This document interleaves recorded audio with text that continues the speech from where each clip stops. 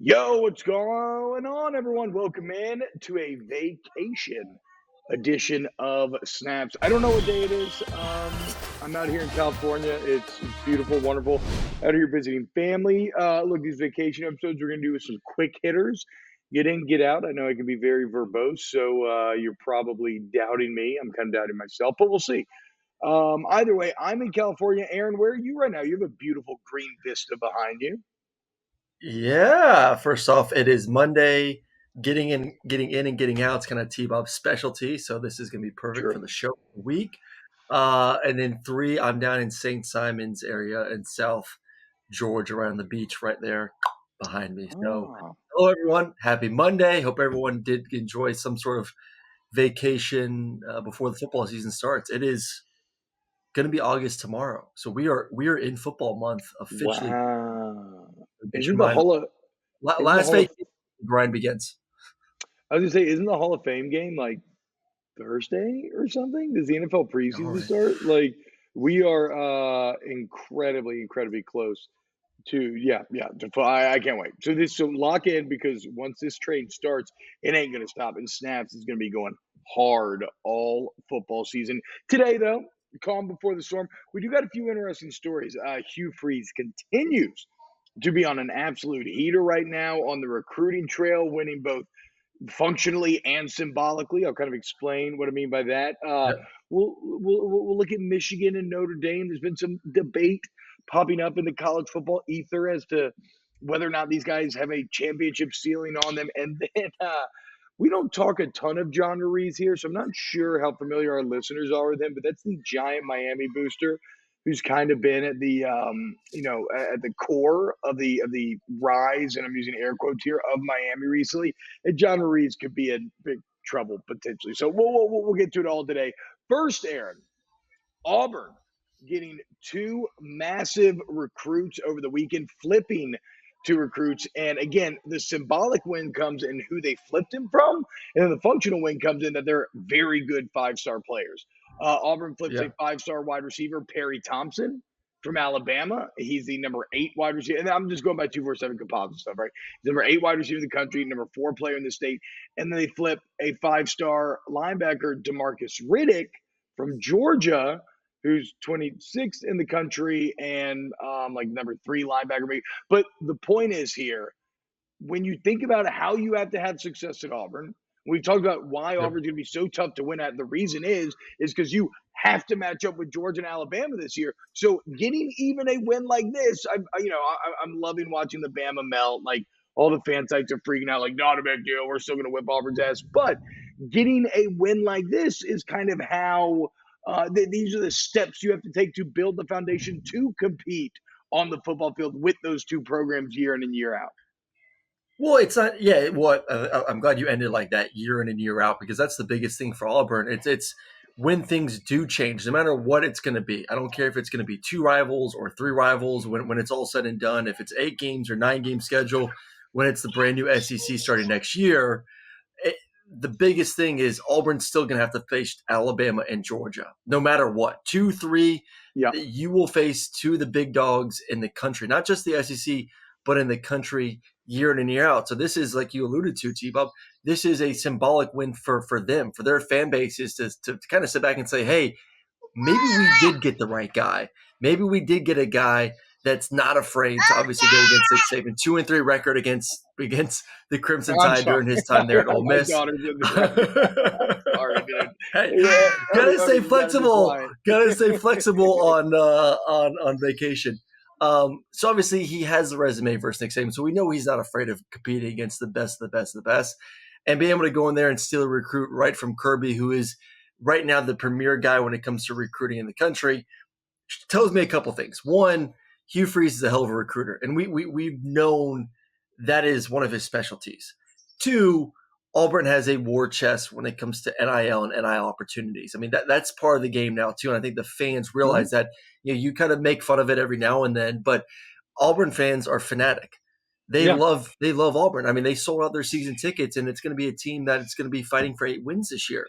But that's how dedicated that fan base is to their Yeah. football team and how much they want to see that football team succeed. So you got a great campus. You got a coach that can fight the big boys on the recruiting, can fight them on the field, and you got a fan base that is willing to spend money to make sure that all happens as well when it comes to that once again, that war chest I alluded to. So this is a massive week for Auburn, and right now you're feeling better and better about them not even having success this year, but obviously success 2, 3, 4 years down the line.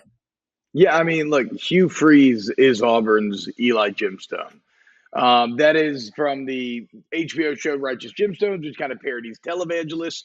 But like that is the belief, like the same belief that I see in the little old woman who's watching Jimmy Swaggart on television and decides, although she doesn't have that much disposable income, that the best thing that she could do would be to donate to this mega preacher so he can get his private jet. Like that same sort of belief is the belief that I see in this Auburn fan base, and it's one of the reasons why they're so powerful. They have faith, and Yep. faith can be unshakable. But I think, look, when it comes to recruiting, you know me, my golden rule is like I don't care about the micro, right? But the macro does matter. So I don't actually care that much about Perry Thompson or Marcus Riddick. They'll probably be awesome, right? But they can go boom or bust, whatever. I mean, sure, getting a 5-star wide receiver is massive for Auburn, especially because it's like a hard sell right now, I would say.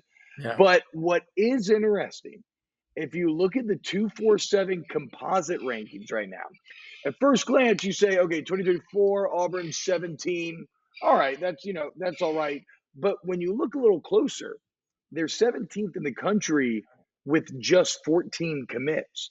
Like Miami's one spot ahead of him, they got 18 players committed. Stanford's one spot behind him, they got 28 players committed. The point is the quality of the Auburn commit is very high in this 2024 class. And Yep. as they continue to fill it out, they could rise to top 5 in the country. In fact, if you look at Alabama right now, Aaron, Alabama also 14 commits, ranked just 3 Yep. spots ahead. But how about this? Alabama has 3 out of these 14 commits. Alabama has 3 3-stars. Auburn has 2.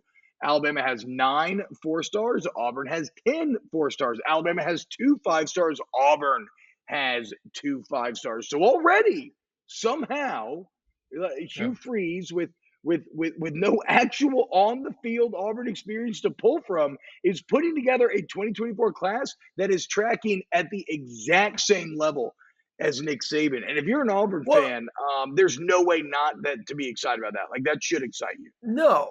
Well, and I don't want to poo-poo on this season too. I mean, this is a season that Auburn can have success. I mean, they are one of the 17 teams with kind of that over 50% blue chip ratio on their roster right now. So there's talent on the roster, and I think a big reason for that is what he did this offseason. I mean, he came in there, not to the extreme of obviously what Deion did at Colorado, but the roster didn't need a complete changeover like what needed to happen over there for that team.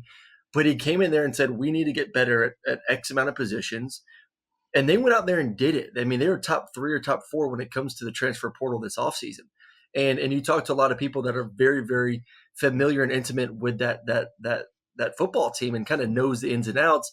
They kind of laid out like he's improved over 50% of the positions from where they were last year. So this will be a better football team this year than they were last year. This is going to be a better football team, obviously, next year as he continues to excel in the recruiting, as he continues to use the transfer portal to build this team to being more competitive. I'm sold on him, man. I was a little bit torn, when the whole thing came out of who's Auburn going to get, who's the best person. Obviously, my one was Lane Kiffin. I still think Lane would have had success there. I think Hugh Auburn's a feels great like a job better because of fit, dude. his. It does now. I Yeah. think Deion could have had a lot of success there too. I still think Deion would have been a good answer. But why is Hugh having success, and why will Hugh Freeze have success? I think people know. I think the most important thing is people know that he can beat Saban. I think that's I mean, one.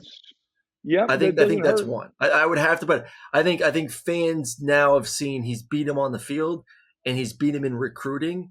We got our guy. I mean, I think after this past week, he's got the full approval from the entire fan base. Is we made the right decision. Maybe it is a good thing that we didn't get Lane Kiffin. Maybe it is a good thing that we didn't end up pursuing Deion as hard as maybe we could have. Hugh is the guy, and we have him now here, and he's kicking ass. and I think he's going to do. I think he's going to do I wonders, man. I think he has a chance to have a great year. I remain amazed at how after getting the fit as wrong as you pretty much possibly could have in Brian Harsin, they got the fit Yeah. as right as you possibly could have this time around. Like that is Hmm. a massively well done course correction. But okay, real quick to put a bow on this. Year one expectation though. I think at their peak, they're the fourth best team in the West. You think they can climb any higher than that? I I mean No, I don't. I I still don't think got they can climb higher LSU, than that. Alabama, and then A&M as my top three. Yes. Yeah, and then obviously you still got Ole Miss, who I'm infatuated with this season. I think Ole Miss is going to be a really tough team to contend with. I think if you could get to that 4 spot, I think Auburn fans should have a damn parade if you could be the Yeah, number 4 team in the SEC West. Like that just shows you how far you've come from a regime in Brian Harsin, which was an absolute bust, to transforming the roster in year one and then being in an extremely competitive SEC West this year. I mean, you and I broke it out the other day on our show of, there's 2 tiers. It's LSU and Alabama in tier one. Then everyone else is kind of clumped in tier two of yeah, like anyone could beat anyone on a given day. A&M is obviously the closest to maybe jumping into that tier one because they beat LSU last year, close to being Alabama. They beat Alabama the previous year. So that's why true. we kind of give them that number 3 spot. But yeah, Auburn, if they did get to 3, man, you may be talking about giving Hugh Freeze a contract extension after year one. But I think reasonable expectations for this football team this year, if you could get to 7-5, I think that's a great year.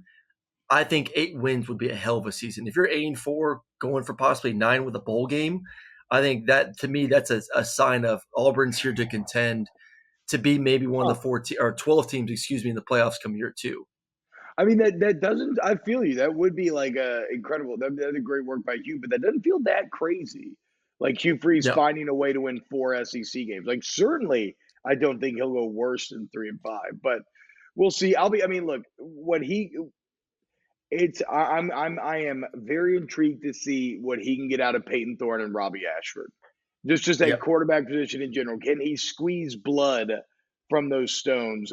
We know that's kind of his calling card is getting great offensive, great quarterback play. So we'll see. But either way, take a bow, Hugh Freeze, because I know the Bama yeah. people are going to try to spin this against Auburn, but there's no way that you can view this that was not an exciting week Well, for the Plainsmen. I'll kind of conclude it with this too, T. When you look at the future of both programs right now, you know, Nick Saban's what 72 years old this year. I think he's gonna be around there. He's on his last hurrah. He's coming to the end of his career. What makes Georgia fans so excited? Obviously, you've won back-to-back national championships, so obviously you're riding that high right now. But knowing the fact that Kirby's 48 years old, and I don't have it in front of me right now. I should have done this ahead of time. This just kind of popped up. But Hugh's not that old, No, so you have a I agree with you. guy who has already had success in this league. You have a guy that's now recruiting at the same clip as Alabama, a guy that is stealing players from the University of Georgia as well, and is still a young cat. Is 53. is 53 years old, so has a 53. lot of juice left. So when we talk about the trajectory of both programs right now, where Alabama's heading and where Auburn's heading, obviously Alabama's here, man. Alabama's here, and this year you may see a little bit of a dip down, but it's as high as it's going to go. It's not going anywhere. I think Auburn right now in the trajectory of having a coach like Hugh Freeze, who's already winning massively, his age, the buy-in from the fan base, I would feel better about being an Auburn fan over the next 7-8 years than I would be an Alabama fan. Say the take, Aaron. Okay. Do it. I think Auburn in the next 5 years has just as good of a chance to win a national championship as Alabama. Just as good of a chance. I am, You I am, coward. I am. You You know how I coward. feel. You know how I You feel. coward. You're like Frodo when he got all the way to he gets all the way in Mount Doom. He's looking, he has the ring in his hand, and there's like throw it in, and he just can't do it. And then Gollum has to come bite his finger off. No, the take is that Auburn will win a national championship before Alabama will. Okay. And that I'm sounds torn. I'm crazy. torn. That I know. sounds crazy unless you believe that the Nick Saban era is officially crumbling. And look, I don't know I don't believe that. Like I don't believe that. I still think Alabama will go. But what is wild is if you really stop and think critically about it, that's actually not that crazy. Like there's way more credence to it than I would have originally thought, especially if this year Alabama goes out and kind of looks pedestrian again. But yes, that is a Well, I mean, Hugh what happened? What Freeze happened? What will happened? What win a happens? natty What, before Nick Saban will. The what next one. happens this year if Alabama goes? I mean, all hell breaks loose, and I think 10 is the ceiling for Alabama. I think at best this season, Alabama's a 10-2 football team. I think 9-3 is in the cards for them. Alabama's 9-3, and Hugh Freeze is 8-4 in his first year. With the way that he's recruiting, I mean, how much is that going to shake up the state of Alabama? That would be crazy, but I find that hard to believe. I don't know if Alabama's going to lose 3 games, dude. I'm not there, but that would be wild. That would be wild. And They're so more Alabama is more likely to go 9-3 than they are 11-1. I don't even know if my brain on this Monday can like handle that sort of hypothetical. Maybe I no no I don't think so. Yes, Actually, yes, I don't think I yes, agree. yes. All right. Let's I move do. on. Too much Auburn, Alabama talk. All right. Next on today's docket, there's been some conversation about teams with championship ceilings, right? Teams who, at their max, can actually win a national championship. And what's interesting is not necessarily the teams on the list, but the teams left off the list. And a couple of big ones were Michigan and Notre Dame. And so the question is, do you think Michigan, Notre Dame, in the modern era of college football, Aaron, are they capable of winning a natty? I think Michigan is. I do. I think if at the end of the day, Michigan's a team that has been to the playoffs back-to-back seasons. Michigan's a team that's probably going to get back to the playoffs this year. Going to have the best team they've had in the past 3 years. So if there was a year to kind of finally get through that first round game and get to a national championship, they're right there. So a team that is getting to the top, getting close to the top of the mound, not obviously getting over that hurdle, has the best chance this year to do that. I'm like, okay, Hardball has that team in a really good spot. Obviously, the first thing first is can you win your conference? Obviously, Notre Dame doesn't have to win a conference, but we'll see what happens with the renegotiation with NBC and the TV contract for next season. But right now, Michigan looks to have a complete hold on the Big Ten. Yeah. So they're always going to have an opportunity to be in the conversation. I don't know Notre Dame for a couple reasons. One, I don't think the brand really moves the needle for kids nowadays. I mean, this isn't the 70s and 80s and 90s like the Notre Dame, the Golden Helmets. To me, that doesn't excite me as a recruit. Not saying that they're not recruiting well. I love Marcus Freeman. Marcus Freeman's a hell of a coach. He's a hell of a recruiter, and they are recruiting well. I'm just saying it's never going to be to the elite level that you are getting the elite talent that you need to compete for a national championship. So that's the one issue for me with Notre Dame. So, and that's the biggest reason. If you don't have the players and you're not able to get the players because of certain factors, mostly academic, you're not going to be able to be on the same field as Georgia and Alabama and LSU and Michigan and Ohio State. So I would say Michigan, yes. Notre Dame, playoff team, yeah. They'll be getting in the playoffs 2 every 3 years, competing for a championship. They'll never have the talent. Just like Brian Kelly, he kind of got there, but always got knocked down every time. You're never going to have the same kind of talent. Yeah, I think. Look, I'm in complete agreement. I would say the problems. I think that Notre Dame actually, when they have the right coach like Kelly, and I think Freeman has potential to be this as well. But we got to remember, like Notre Dame's a hard job. How many coaches had failed horribly there? I mean, there was willing. Like here's what I'm getting at.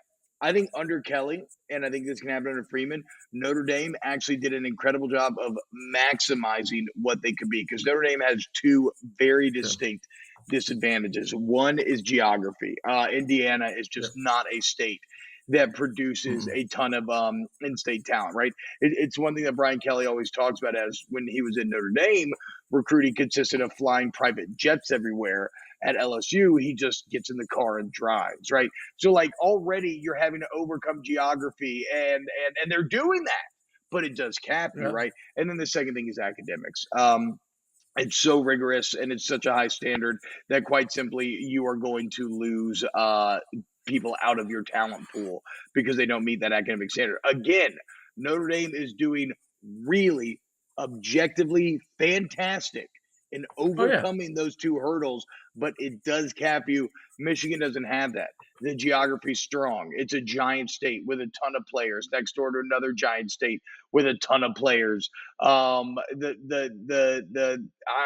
would say now this I'm kind of guessing on because I have been in South Bend, but it was like for football camp as a kid. I would say Ann Arbor is probably more fun than South Bend. Maybe Notre Dame fans are going to Yeah. get mad about Ann that. Arbor's awesome. Ann That's what I'm Arbor's saying. a hell of a town. Yeah, yeah. So you have the I recruiting think geography, finances.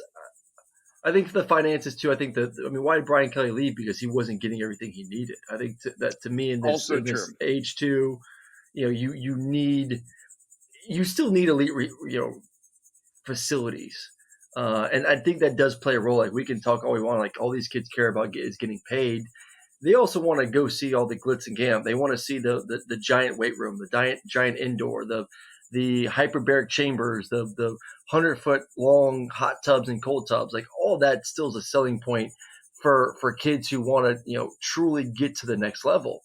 And Brian Kelly was not given those resources. We'll see if Marcus Freeman can kind of start to close the gap from what they have to what the big boys have at the Michigans, Ohio States, the Alabamas, and the Georgias of the world.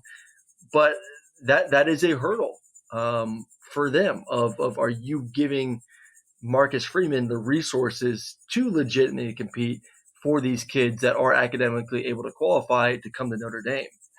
Obviously, Michigan's able to do that. So in the end, yeah, we think Michigan capable. Notre Dame, I don't know. I don't think so. I think they're going to have to prove it. But again, I'm not trying to be backhanded here. I sincerely mean this. I think Notre Dame in But the question is, Aaron Freeman have done fantastic overcoming these things. Right. No, they've done an incredible job. But can Michigan win? I think that's the question you brought up. Yeah, like, can either team worried win? about that. Yeah. I'm not worried about that. Yeah. You put the right. Are you worried? Are you worried if Harbaugh leaves though? Is Harbaugh the glue that is the reason why Michigan is back to where they are now? If Harbaugh gets a job, which I don't think he will, I think if there was a time to get one and get an offer from the NFL, Harbaugh would have already gotten that offer. What he's done the past 2 years at Michigan, and you kind of get the feeling that he would have taken a job if it was available. It seems like the NFL has moved on from Harbaugh. But say he wins a natty this year. Yeah. Say that they do win a natty, and NFL team comes knocking at the door, and he's like, "Okay, here's my chance to jump back in. I don't know if I'm going to get this chance once again. I've won my national championship."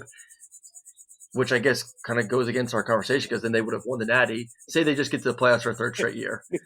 Let's go back. Rewind it. Rewind. Michigan gets to the national championship. Doesn't win the national championship. That's a little bit better. Jim Harbaugh gets an offer from the NFL. I don't know what you're just let me finish it. Let me just finish it. What I'm trying to get to here, damn it, T-Bob. I'm enjoying it. If Harbaugh leaves, does Michigan take a massive drop back the following season and going forward? That's all I'm asking. No. Okay, no, I don't think so because of everything we just talked about. Like, if you have the right guy, look, even the wildlife is laughing at that setup that you just did. If you have the right guy, Michigan has the potential to win championships. It's just about hiring the right coach. So I feel you. Don't mute yourself. It's good. We're adding a little vacation vibes. I'm trying to take off these damn crickets. There's a house being built next door. I was just laughing at watching your brain slowly bleed out of your ears as you realize. I'm like, yeah. I'm like, after I realized, like, I answered the question about a national championship, but they can't win a national championship to be a part of the conversation. So there we go. Fantastic. Yes, I think Michigan. All right. Last thing here, real quick. Trouble in South Beach. So for those that don't know, the recent kind of rise of Miami athletics, a lot of it was funded by mega donor John Ruiz, right? And this is somebody who created a company that Lady Jane's named the Life Wallet. And Aaron, essentially what this company does is, let's say you get in an accident and your health insurance pays for everything or whatever. Well, they argue that, oh, your car insurance company should have actually paid for this. And then they try to win that battle. And if they win that battle, the car insurance company has to pay that money. And then they split the money between themselves and the health insurance cover that company that shouldn't have had to pay in the first place. It's all very greasy. I hate it. It adds nothing to society. It's just people finding a niche way to create money out of nothing. But the point is, it's unlike a lot of other schools. Like a lot of Miami has been self-funded by Ruiz. Like it's kind of crazy. Like he has been the main driving force, and now it looks like he could be in trouble, man. All kinds of just Yeah. crazy lawsuits, bad revenue, stock crashing. The SEC is coming after him, and not the Southeastern Conference, the Securities and Mm-mm. Exchange Commission. And then I read this, and this was shocking to me. I don't know how. Like, okay, because even at our small little radio company in Baton Rouge, Guarantee, we have like projected budgets, and we have meetings quarterly about, are we over our projected budget? Are we under our projected budget? And some years we're over and it's great. Some years we're a little under, but it's like a little bit, right? Um, Life Wallet had a projected revenue for 2022. The company said this is what we're going to earn in 22 of 992 million. 992 million was the projected revenue. The newly filed annual report showed that Life Wallet took in 23 million.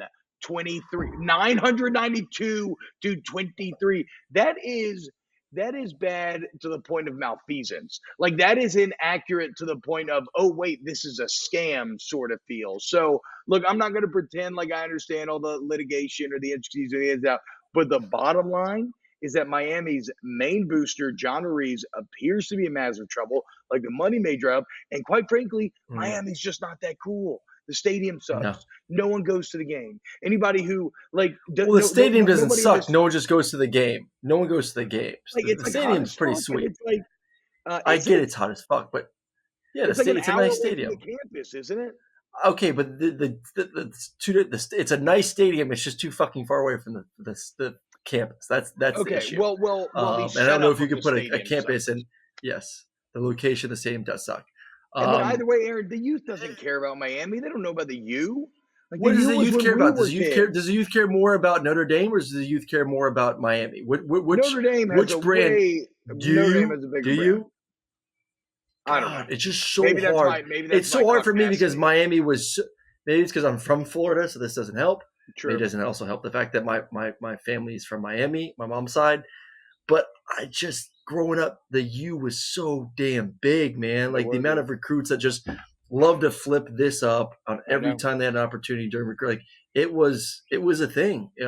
You wanted to go Miami, you wanted to get an offer for Miami, and all of a sudden, like it just disappeared, and it's been able to really come back. And Mark Rick had one good year, but I don't know. Do you think if they did it, like, it's kind of like the UCLA thing?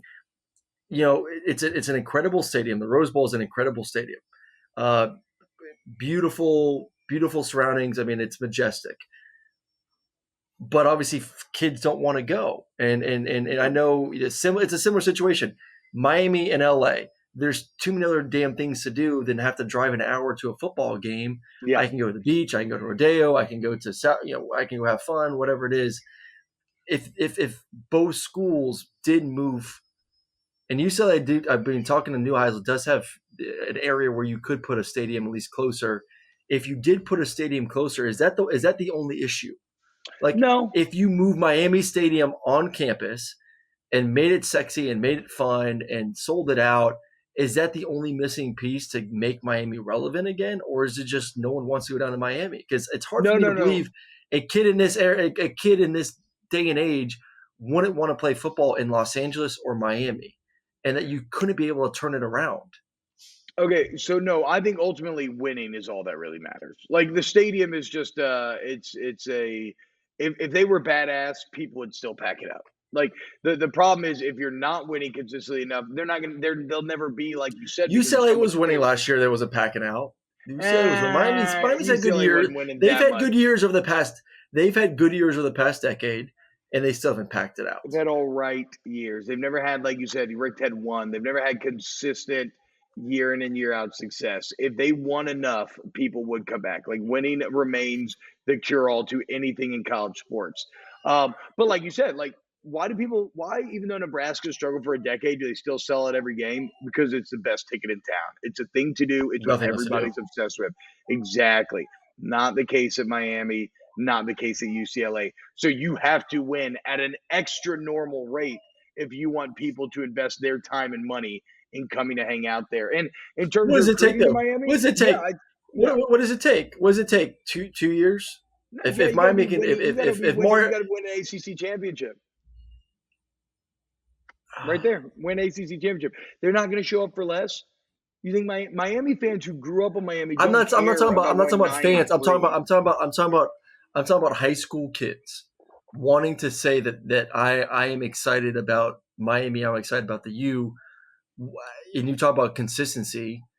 If Mario can get them to a point where they win back to back, even 10-win seasons, Yeah, I mean, I guess. I mean, I think it's ultimately, enough to get I think it's enough to get kids excited about going to Miami. I think there is a laurel to being in a major city playing college football. so I do think the Miami, the city, and Los Angeles city part of this are interesting because that Yeah, is super tight as long as the NIL money doesn't dry up. Like, yeah, it would yeah, be incredible to live there, but even then, it's kind of crazy to think about because what's 100K again in Norman, Oklahoma, going to do versus 100K in Miami? You get pretty sideways yeah. in Norman. Then that might be a couple drinks in Miami. So it's like it's tough, man. Like if you're making big money, you're probably loving South Beach, but I it's know. really hard to get I that tell money. you I what, don't know how sustainable it is. kids today. This is not. I'm not Yes, going to an old man yes, rant here. yes. Show I me am your not crow's going to an feet. old man rant. Show me that I gray am beard, not boy. going to an old man. Don't start. Don't start with it. There is now more than ever because of social media, because of Yes. brands, an excitement to be in a city like Los Angeles, and excitement to be in a city like Miami. Okay. Okay. But it Until just they like, realize but that they're not making that much but money for those if folks, and the cost of living eats them alive. if Miami is having success, there are major brands regardless of what's going on with the massive donor. Just like Los Angeles, if you're having success, there are more opportunities to get NIL chances and money off the field than there are at other places across the country. You may not be getting it through a collective where you have all these fans and former fans putting in money, but being able to partner with massive brands that are Yeah, national, that's not fair. just local to Athens or local to Tuscaloosa or local to Auburn or Baton Rouge, but talking about massive brands, you'll get that at Los Angeles, you'll get that at Miami.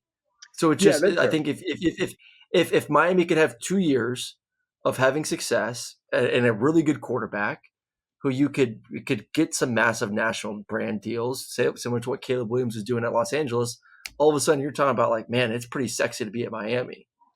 Okay, so all they have to do is get like a top five coach in college football, a back-to-back Heisman winning trophy quarterback caliber.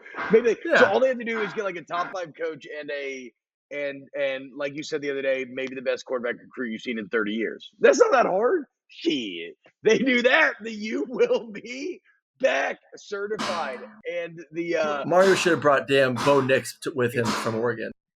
the comedic construction banging that we somehow avoided for the main record of the show. That's excellent. I mean, that's great luck on us. That's Yeah, turned. We'll yes. take that as our cue to go ahead and go on this vacation edition of Snaps. I hope you're all having a wonderful day, wonderful time. Oh, also Miami, nobody cares about football anymore. It's about football, okay? All they care about is Inter Miami. Lionel Messi changing the game. The Canes are done. Christopher Fraud's done. The quicker you accept that, they're irrelevant, okay? Florida State, Clemson, those are the only ACC teams that matter. I hope you all have a great day.